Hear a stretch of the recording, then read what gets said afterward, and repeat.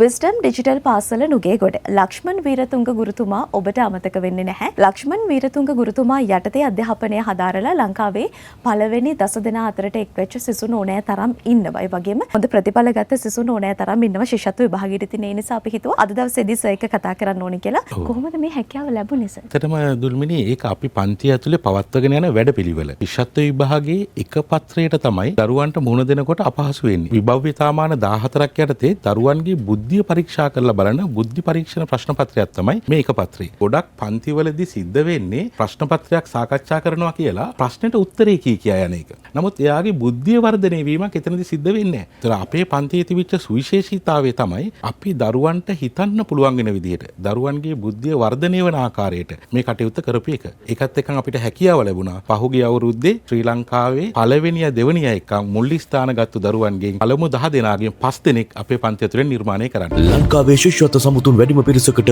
ගණිත ගැටලු ඉගෙනු ගුරුවරයා ලක්ෂ්මන් වීරතුංග නව පන්ති ආරම්භුණා. ලංකාවටම ඔන්ලයින් සුන්දර ළමා ලෝකයේ අපේ ලස්සනට පාඩ කරමු. ලක්ෂ්මන් වීරතුංග කතා කරන්න 011260 7988